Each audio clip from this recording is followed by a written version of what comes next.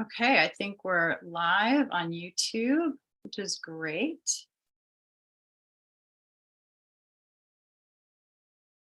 Hello to my YouTube audience and to the Win-Win Women audience. It's good to be here. The name of our show is Radical Age Reversal, and we are focused on helping you age gracefully and in reverse. Actually, the idea is you're going to stop the aging process as much as possible using all kinds of healthy hacks that we're going to introduce you to. So you haven't been following the show, make sure you go back and watch previous episodes. You can find all of our episodes on the Win-Win Women Network, and you can also find them on YouTube going forward. So we hope you'll revisit and like and share and subscribe to both of those channels. Today's topic is one that is very, very close to my heart. I really wanted to do a deep dive on frankincense because I have been using essential oils now for 20 years, which is kind of an amazing thing when I think about it. Time goes by really, really quickly. And I know that when I first started to use essential oils, it was very, very sort of non-mainstream. It was on the fringe, and it was sort of a weird practice, and people had never heard of it before. Now it seems like there's essential oils in absolutely everything, from soaps to plugins to sprays to things that people use to clean their home. I mean, it's really incredible to me that it's just become more and more popular.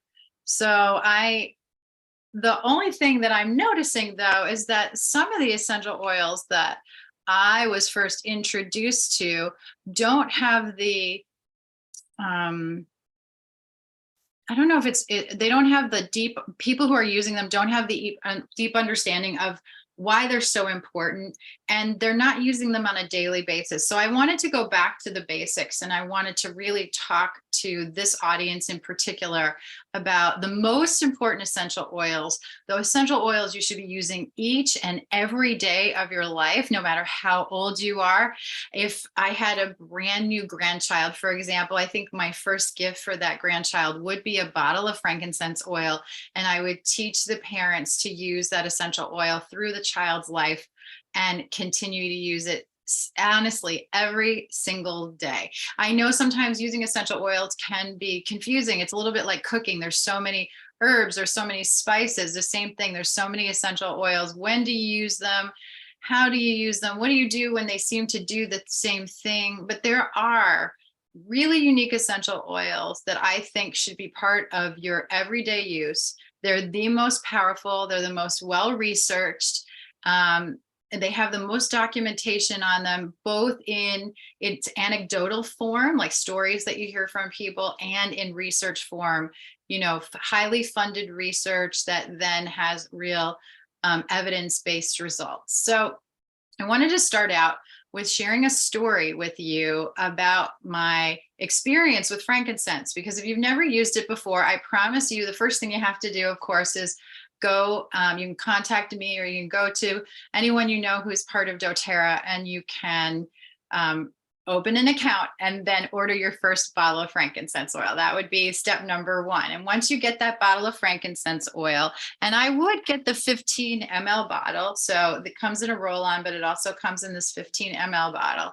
And the reason that I would start with a 15 ml is because you're going to have the most versatility with it. You can use this internally, you can use this topically, and you can put it in a diffuser. So that's going to give you, when you have a roll-on, you're really limited to using it topically. So here's two brief stories that I wanted to share with you, because you're going to have your first frankincense story, and it's going to stick with you because of how amazing it is. So the first time I really remember the effect of frankincense was when my son was in the second grade, and we went to an amusement park, and he was on one of those climbing jungle gyms that are made with rope, and the ends of the rope, when they tie them, almost like if you were climbing up the side of a ship, those ropes that they throw over a ship and you have to kind of the sailors climb up. It was sort of that motif.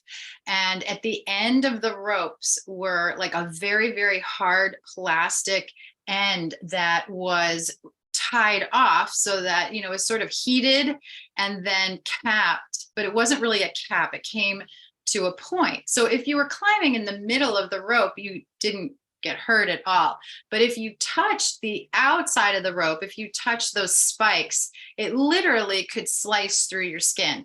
So I was a little bit surprised that it was so dangerous, but that's neither here nor there. My son, who was a little monkey, was climbing up the rope and his hand slipped. And when his hand came down, his knee caught one of those sharp end points, and it literally slit a nice clean 3.5-inch slice through his kneecap all the way down to the bone. And not to be too graphic, but you can imagine the pain, you can imagine the blood, you can imagine the shock that I had, that he had, that the people who were watching the amusement area had. It was really, really intense.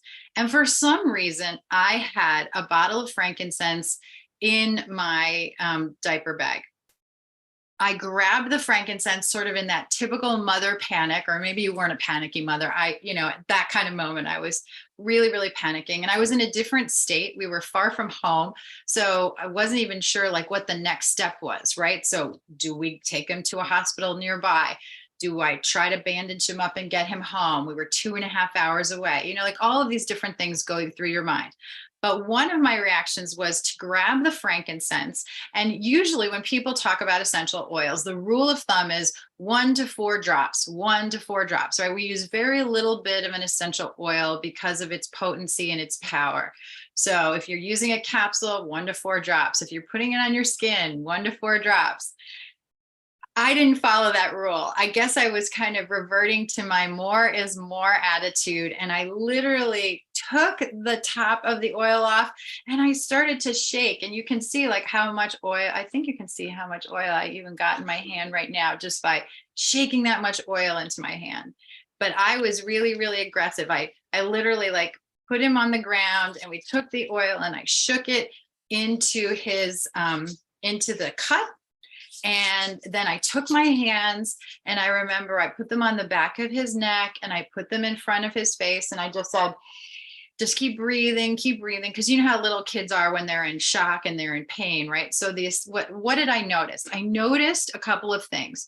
The first thing I noticed is that the crying and the calming happened right away. So he started to settle and I started to settle just by being around the oil and using the oil nearby. So don't ever diminish the power of diffusion, right? So even if it wasn't a formal diffuser where I had, an apparatus that was in a room and essential oil was billowing out of this diffuser. No, this essential oil was billowing out of his knee, if it was billowing out of anywhere. And it was already going to work to calm his central nervous system. You could see that he was much, much more focused. And I'll tell you why in a minute. But I had taken my hand and I put it over the knee. And then I scooped him up in my arms and we started to walk toward first aid. Now, the reason I know that it was very, very calming for him was that at that moment, as I was walking him towards first aid, his eyes caught sight of the ice cream stand. And he looked at me because we had a tradition of having ice cream before we left. And it was sort of toward the end of the day. And I guess he felt that this little incident was going to put, an end to our day a little bit early. And he said to me, Mom, can we have ice cream before we leave? And I thought, you're going to need stitches or surgery or something. Like I saw this knee and I thought this is going to be, a really, really significant thing.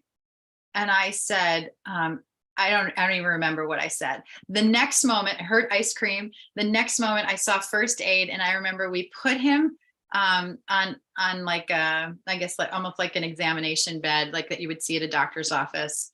And I took my hand off of his knee and the 2 pieces of skin had come together and were closed and there was no bleeding. I mean, no bleeding.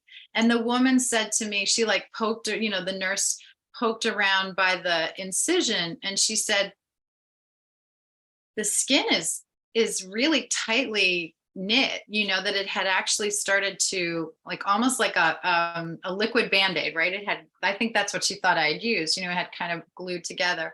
And I said, well, do you think he needs stitches? And she said, it doesn't look like it to me. It looks like the cut is adhering to itself. And then my son looked up at me and said, so can we go get ice cream? And I said to him, aren't you in a lot of pain? And he said, no, actually, I feel fine. Okay, so I want you to kind of keep a couple of things in mind. First, the frankincense calmed him down. Second, the frankincense calmed me down. Third, it took the pain away from the knee. And fourth, it actually adhered the skin. So when you think about why is frankincense nicknamed the king of essential oils, in this one story, I can give you 4 really concrete reasons why this one essential oil was working on the entire body in a really, really positive way. The 5th thing I can share with you about that story is that there was no infection. Okay, so we kept applying the essential oil as in the car. So I put more on the knee. And again, I was very, very generous with it, which is not usually what I was advised to do, nor is it what I usually advise people to do. It was literally in a moment of panic. So then I went back to my 1 to 4 drops every hour, every 2 hours. So I would take the oil, put it on topically, no Band-Aid, there was no bleeding. Okay, so I guess if we're counting, I'm at point number 6, it helped to stop the bleeding. Okay, so it's easy to clean up the wound, and then it helped to stop the bleeding. If you've ever had a deep cut in your life, you know that stitches are required, especially in a joint that bends. Okay, so now imagine we had a deep cut, it adhered itself, it stopped the bleeding, and it also wasn't opening up when he was moving his leg, because of course, a small child cannot keep their leg perfectly still for very long. Right? So that joint was working and pulling on that skin, and the skin wasn't coming apart. To me, it was honestly a miraculous thing to watch. Then when we got home, and I put him in a bathtub, I cleaned him up, kept putting the frankincense on his knee. He went to bed, he slept through the night, woke up in the morning, there was no swelling and there was no infection. So that was, like, I don't know, say 6 and 7 in terms of how miraculous this essential oil was for me as a mom in that moment. And at that time, frankincense became one of my go-to partners. I wouldn't leave home without it. It's in my purse all the time. I have at least one in the bedroom because it helps me go to sleep. I have one in my kitchen in case I get a burn. I also like lavender for that. I have one in my car. And again, it's just one of these amazing oils that works on so many areas of health and so many areas of your body. So needless to say, we kept using the oil. And even today, he has a little scar on his knee, but not much. And so the other point I just wanted to bring out is the fact that frankincense is excellent for scars, stretch marks, burns, infections, things of that nature. It really, really does incredible things. So that was my aha moment with frankincense. That was my first story. My second story came a couple of years later when a dear friend of mine contracted a very serious form of cancer and was at the very, very end of her life. And I remember her husband calling me and saying, we're ready to do something alternative. What do you know? I sent him some research, but her cancer was so progressed that it just wasn't treatable by any means at that point. And so I said, well, I would really love to come and visit her, every day for as long as I can. They didn't live far away, and I didn't want to take time away from the family, and I didn't want to stress her in any way, but she really did appreciate the visits. And I instinctively thought, I'm going to bring a bottle of frankincense. And I walked in and she said, oh, you smell so good. And I guess because I probably put the frankincense on myself before I walked in, just to be a little bit calmer, a little bit cheerful. And I just remember going over to her and saying, I have this bottle of frankincense. Would you like me to massage your shoulders and your back? And she said, oh, that would be so wonderful. And I just remember, massaging her shoulders, massaging her back. And then she had so much swelling in her legs. and she was laying on the couch, and we put her legs up, and I started to massage her legs. And the next day she called me and she said, I don't want to burden you, but do you think you could come back and put the frankincense on again? And I did. I came back every day until the day she passed. And her husband shared with me after she passed that honestly, it was the frankincense that made the passing peaceful. So and he also used it for his own grief and moving through grief. And so I hope those stories kind of just give you a very personal testimonial of what frankincense is capable of doing, and why you may want to use it every day, and why you may want to use it in all three ways: taking it internally, diffusing it, and applying it to your skin. But let's just run through a few more areas where frankincense has either been used anecdotally or used in research, so I can just give you a little bit broader story. So if we look at the history of frankincense, we know that it has been used, we hear about it in the Bible. Jesus received gold, frankincense, and myrrh when he was born. We see it in other cultures, in meditation, in India, all throughout Southeast Asia. We see it in Africa, where it originates. So there's all these stories of incense and frankincense. In the Bible, I believe frankincense is mentioned 17 times, and the word incense, which we also think is a synonym for frankincense, is mentioned 113 times. But even if the incense would be a blend of maybe myrrh and frankincense and spikenard or sandalwood, the frankincense would have been part of that blend. So we see it over 30 times in the Bible. We know that it's a very small, hardy tree. It lives in the harshest possible conditions in Ethiopia, in Oman. It has to battle really, really dry, treacherous conditions. There's a snake that lives in the tree that can be very damaging to the tree. And also these, I call them pearl farmers, because when you cut into the bark of the frankincense tree, the resin drips out and forms a pearl. And these very brave men have to get into these trees. Like I said, they're covered with snakes and all kinds of other, they're on the sides of cliffs, and they're in harsh terrain, and they're in hot sun, and there's very little water, and to collect these pearls, right? These frankincense pearls.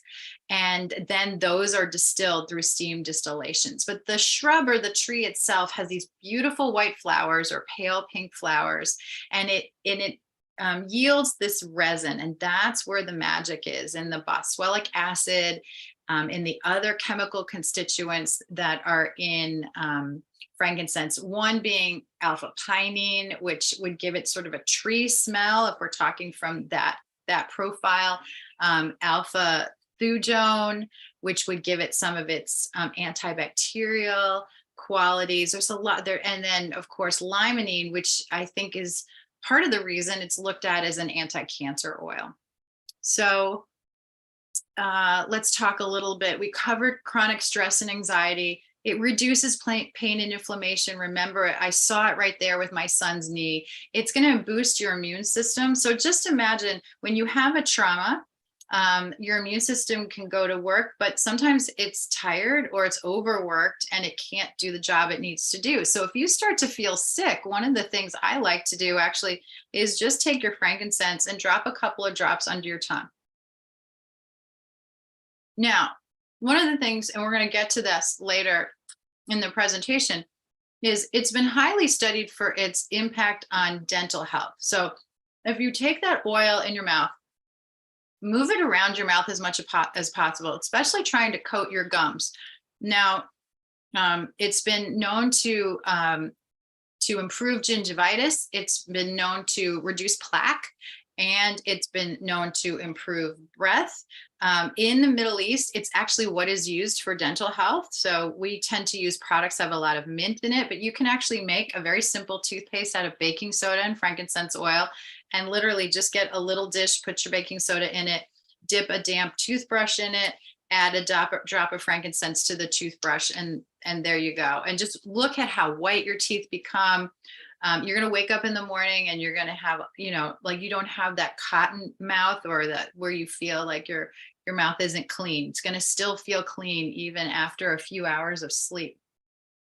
One of the things it does is it increases the activity of leukocytes, which is an active an action of the immune system that we need to fight infection. So I like to recommend that people take this to a nail salon, right? So you would just take it, like after you've worked on your nails, or you can do this at home and just rub the frankincense into the nail bed, into the cuticle, instead of using some chemicals, some of those lotions that are artificial, which actually can promote infections or create some, excuse me, some type of harm. The drop went down the wrong pipe. And then don't forget, it can be used for inhalation.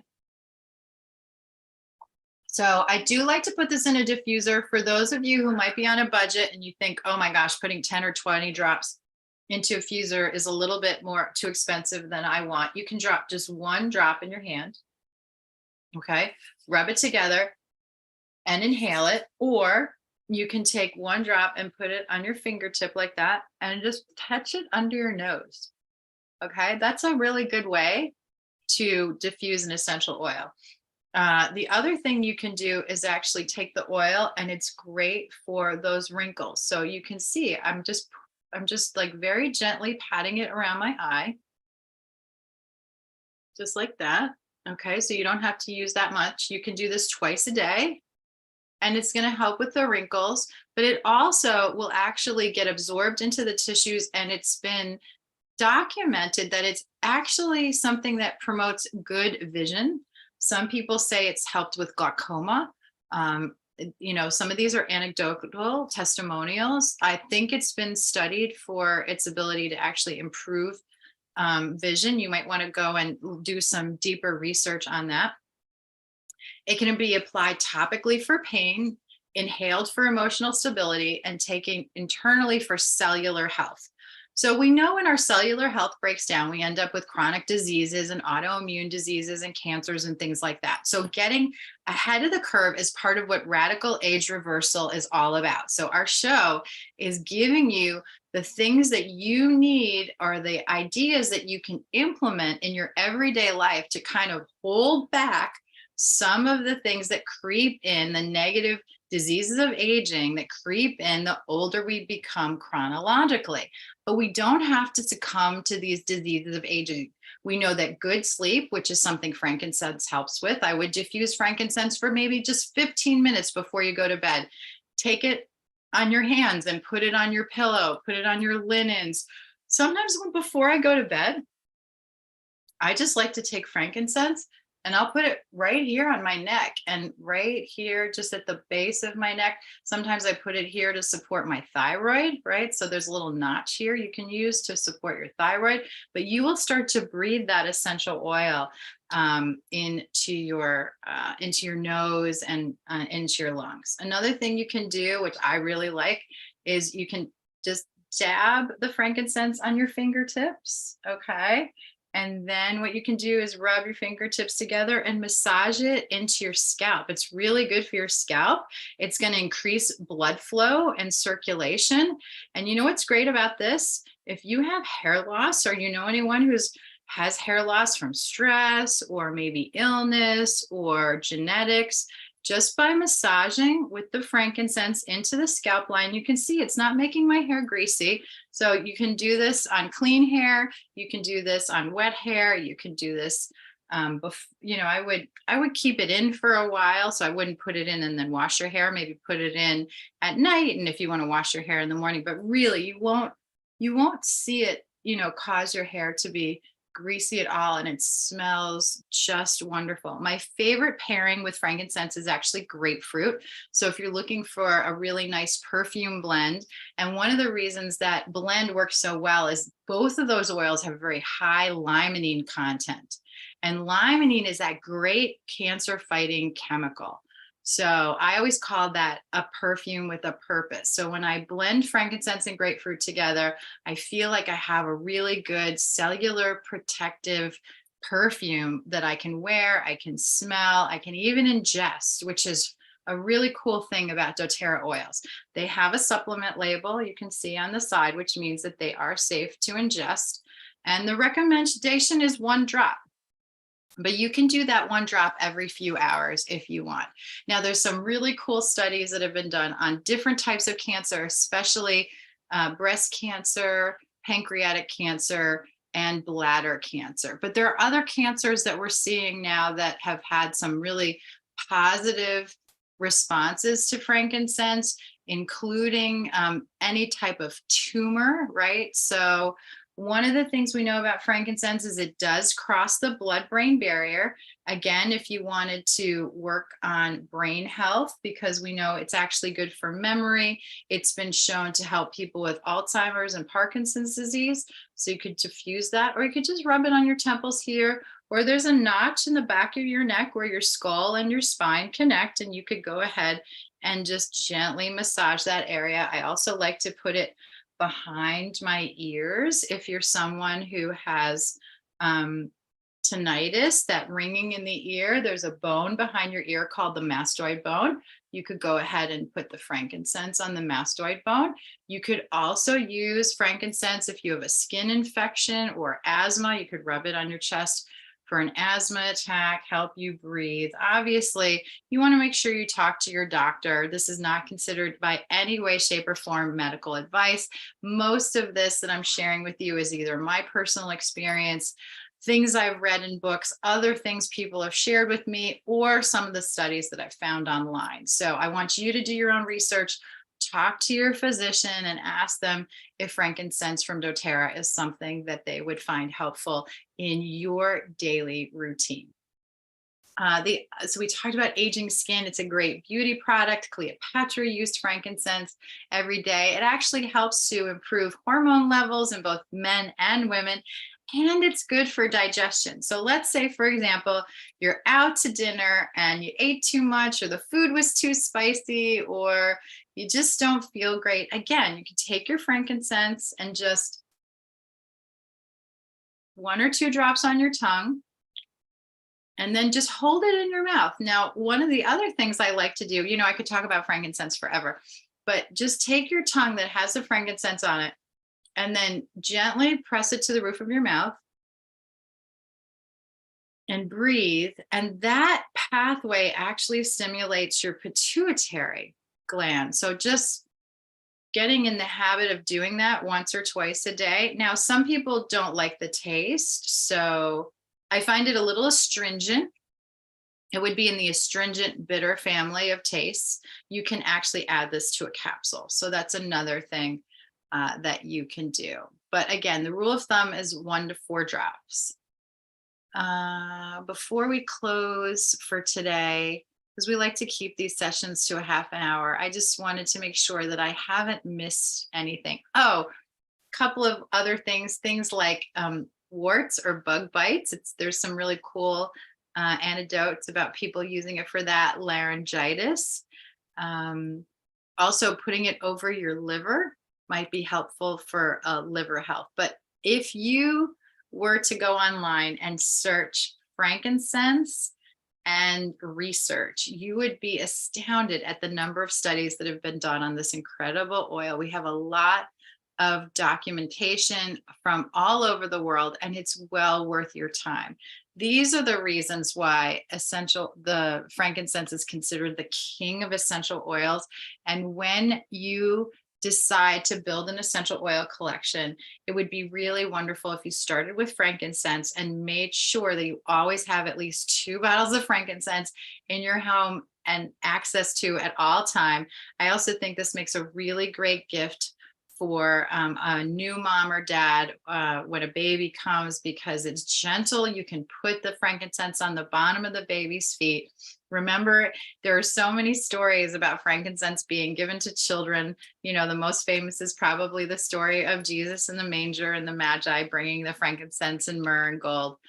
But there are so many great stories about frankincense and pregnancy and birth and postpartum that I want you to check it out. So I hope today you've heard one or two things that have sparked your interest and made you consider using frankincense as part of your radical age reversal protocol. We're going to close tonight's session down. I appreciate your time. If you have any questions and you're watching this on YouTube, go ahead and put them in the comment section. I'm happy to reply to those comments. If you're watching on the Win-Win Women Network, I will also be happy to reply to those on that site.